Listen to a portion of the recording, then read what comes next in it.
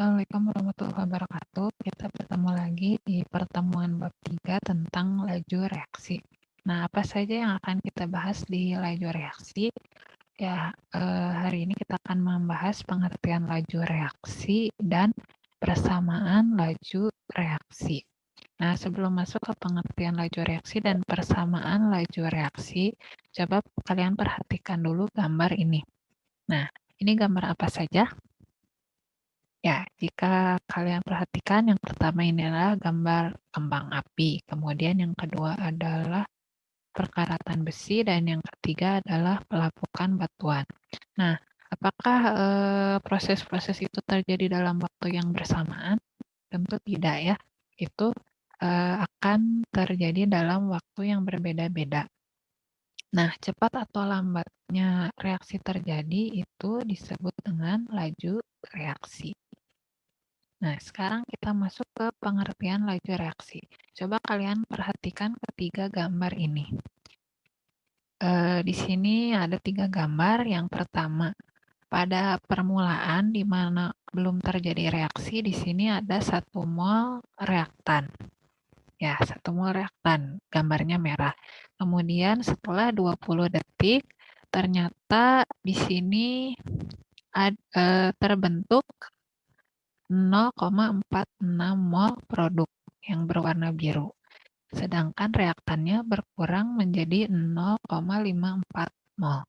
Lalu setelah 40 detik, semakin berkurang lagi reaktannya, sehingga sekarang menjadi 0,3 mol.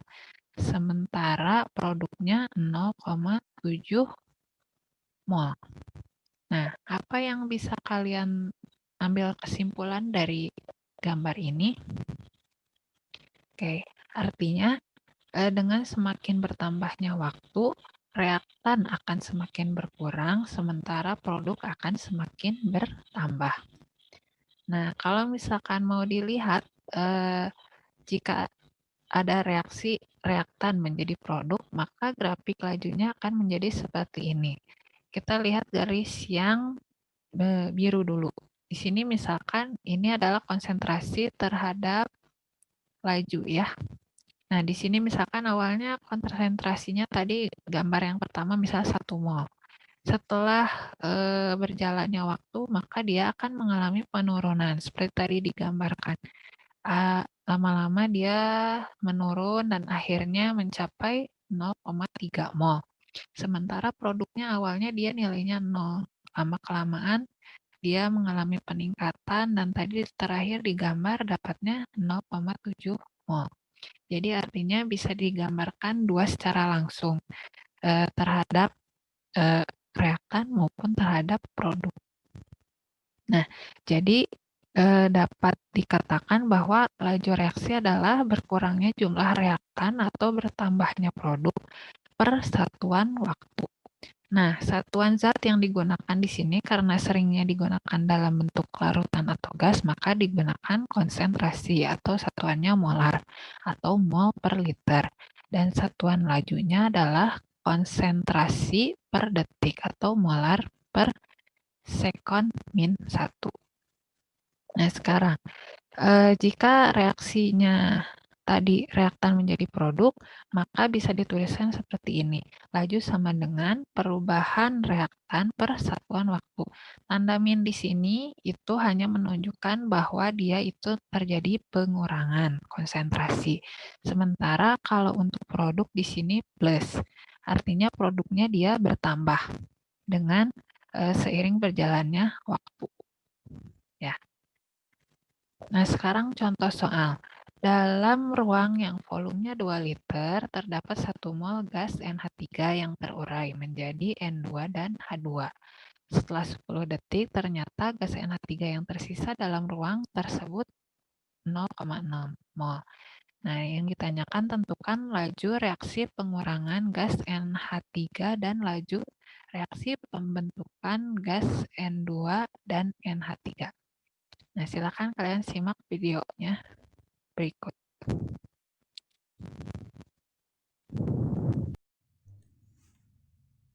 Nah, untuk menjawab soal ini di sini diketahui volumenya 2 liter, NH3 awalnya 1 mol, akhirnya 0,6 mol.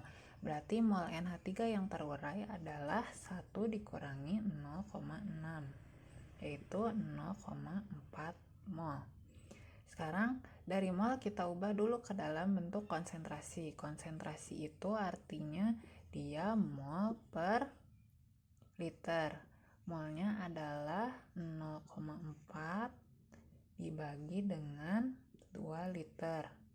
Maka dapat 0,2 mol per liter, atau boleh ditulis 0,2 molar. Sekarang lajunya berarti perubahan konsentrasi NH3 per waktu, perubahan waktu berarti 0,2 molar dibagi dengan waktunya adalah 10 second, dapat 0,02 molar per second. Ya, yang kedua kita akan menentukan laju penambahan N2. Pertama, tetap kita mencari dulu mol N2. Dapatnya dari mana? Kita bisa membandingkan koefisien reaksi. Kalau di sini N2 koefisiennya 1, NH3 itu 2, maka koefisien ditanyakan per koefisien diketahui dikali dengan mol NH3, yaitu 0,4, berarti dapat 0,2 mol. Sekarang konsentrasi dari N2-nya kita tentukan, berarti 0,2 mol dibagi dengan liter, 2 liter, berarti dapat 0,1 mol per liter, atau boleh juga ditulis 0,1 molar. Sekarang ke laju NH2 berarti perubahan konsentrasi N2 per satuan waktu, maka dapat 0,1 dibagi dengan 10 second, maka dapat 0,01 molar per second. Sekarang kita akan menentukan laju penambahan H2. Pertama, tentukan mol H2 yang bereaksi. Kita bisa membandingkan koefisien H2 terhadap NH3, berarti 3 per 2 dikali dengan mol NH3-nya 0,4, berarti dapat 0,6 mol. Sekarang cari konsentrasi H2. Konsentrasinya berarti mol dibagi liter. Kita dapat 0,6 dibagi 2 liter. Kita dapat hasilnya yaitu 0,3 mol per liter atau 0,3 molar. Lajunya berarti perubahan dari H2 dibagi dengan waktu.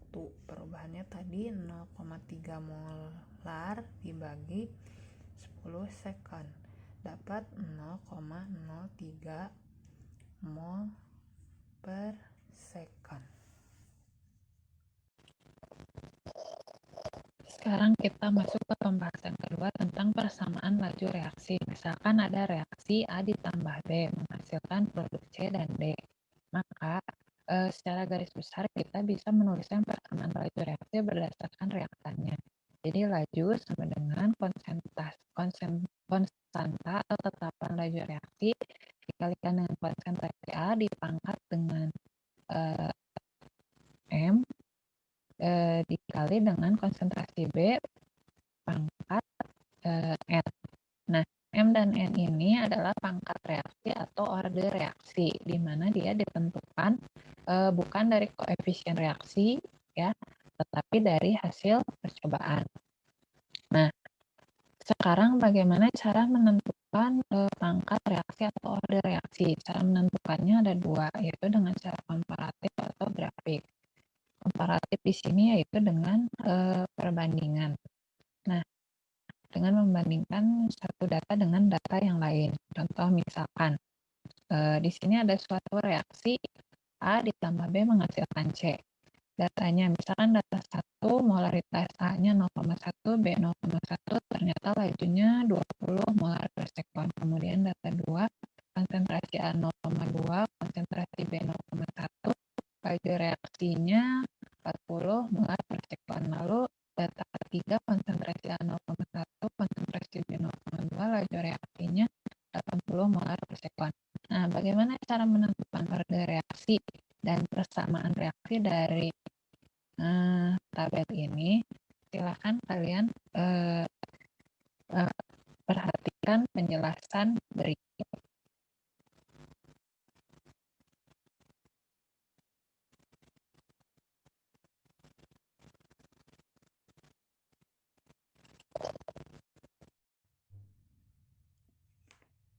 Ya, untuk mencari order reaksi, kita berarti harus menentukan nilai X dan nilai Y, atau pangkat reaksi A dan pangkat reaksi B.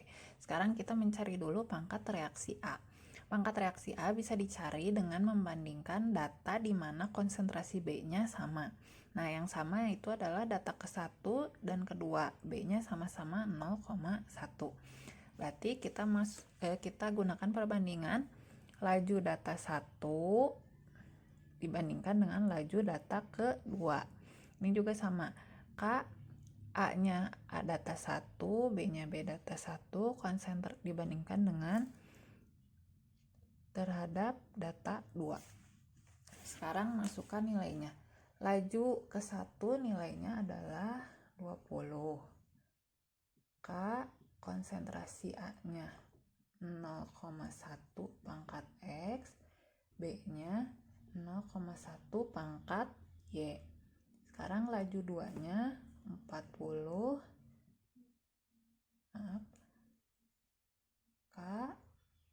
Masukkan nilai A-nya 0,2 pangkat X, lalu konsentrasi B-nya 0,1 pangkat Y. Nah, di sini kita bisa mencoret nilai K maupun konsentrasi B.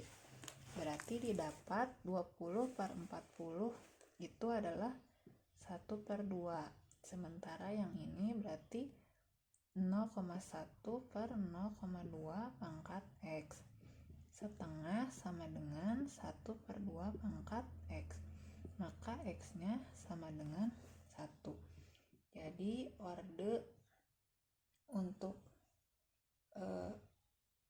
A yaitu 1. Sekarang yang kedua, kita akan menentukan pangkat untuk reaksi B atau nilai Y. Nah, untuk menentukan order reaksi B berarti kita mencari yang A-nya nilainya tetap. Di sini berarti yang nilainya tetap adalah reaksi 1 dengan ketiga. Jadi kita bandingkan laju reaksi 1 di mana persamaannya K, konsentrasi A data 1 kali B pangkat Y data 1 dibandingkan dengan laju reaksi yang ketiga, K dikali konsentrasi A pangkat X data 3 dengan konsentrasi B pangkat Y data ketiga. Sekarang tinggal masukkan nilainya. Berarti laju reaksi 1 nilainya adalah 20. Masukkan nilainya. K, konsentrasi A-nya 0,1 pangkat X, B-nya 0,1 pangkat Y. Lalu laju data 3 yaitu 80. Masukkan ke persamaan. Berarti nilainya 0,1 pangkat X, B-nya 0,2 pangkat Y. Di sini kita bisa mencoret nilai K dan konsentrasi A. Berarti didapat 20 per 80 yaitu 1/4 sama dengan 0,1 per 0,2 pangkat Y. 1/4 sama dengan 1/2 pangkat Y. Berarti Y nilainya adalah 2. Nah, berarti didapat tadi yang awal orde A itu nilainya 1. Ini orde B nilainya 2. reaksi B sama dengan 2. Maka order reaksi totalnya adalah 1 ditambah 2 sama dengan 3. Nah, menuliskan persamaan reaksinya berarti kita sekarang sudah dapat laju sama dengan Ka, masukkan nilai X-nya. X-nya yaitu yang tadi persamaan 1, nilainya 1 atau tidak perlu dituliskan, dikali dengan B, yaitu 2. Nah, gitu. Sekarang untuk menentukan nilai K, karena tadi kita sudah mendapatkan laju reaksinya order 3 dengan persamaan K, laju reaksi sama dengan konstanta kali konsentrasi A kali konsentrasi B pangkat 2, kita tinggal masukkan ke persamaan ini. Boleh pilih datanya yang mana saja, misalkan kita ambil data 1. Data 1 berarti laju K, A, B, 2. Lajunya data 1 adalah 20 molar per sekon, K-nya belum diketahui, A-nya berarti 0,1 molar, B-nya 0,1 molar di pangkat 2. Oke, berarti K sama dengan 20 molar per sekon dibagi dengan 0,01 kali 0,01 bisa jadi 10 pangkat min 2 kali molar pangkat 3 ya. Nah, sekarang kita bisa hitung, didapat hasilnya adalah 2 kali dibagi 1 kali 10 pangkat min 3 berarti bisa jadi 2 kali 10 pangkat 3 naik ke atas. M-nya berarti bisa hilang 1 ya. M1 ini sisa 2 berarti jadi M min 2 sekon min 1. Nah, data konstanta ini satuannya bisa berubah-ubah tergantung pada reaksi. Oke. Jadi ini adalah yang tadi sudah dibahas di video ya. A-nya ordernya 1, B-nya ordernya 2, maka order totalnya adalah 1 ditambah 2, jadi order reaksinya adalah 3. Kemudian laju persamaan lajunya sama dengan konstanta kali konsentrasi A pangkat 1 dikali konsentrasi B pangkat 2. Kemudian nilai K-nya adalah 2 kali 10 pangkat 3 molar pangkat min 2 sekon min 1. Nah, kalau untuk cara grafik seperti ini, jadi kalian menentukan anggap saja 0 ini sebagai titik awalnya, 0, kemudian P dan Q ini diambil dari konsentrasi B yang berubah, jadi 0,1 dan 0,2. Nah, nanti kalian masukkan titiknya, koordinat. Gitu juga yang B. Kalian ambil data 1 dan 3, ini dijadikan sebagai koordinat X untuk konsentrasi, lalu lajunya sebagai Y. Maka didapat nanti grafiknya seperti ini, memenuhi persamaan kuadrat, yang artinya dia masuknya ke dalam order 2. Nah, ini jenis-jenis grafik order reaksi. Jadi kalau lurus saja, itu artinya dia order 0, kemudian kalau order 1 dia akan linear, lalu kalau berbentuk persamaan kuadrat, dia berarti termasuk order 2. Kalau misalkan nanti berupa garis lengkung tetapi bukan bentuk kuadrat, maka order reaksinya bisa 3, 4, dan seterusnya. Demikian, semoga video ini bermanfaat, silakan kalian kerjakan latihan yang ada pada modul. Terima kasih. Assalamualaikum warahmatullahi wabarakatuh.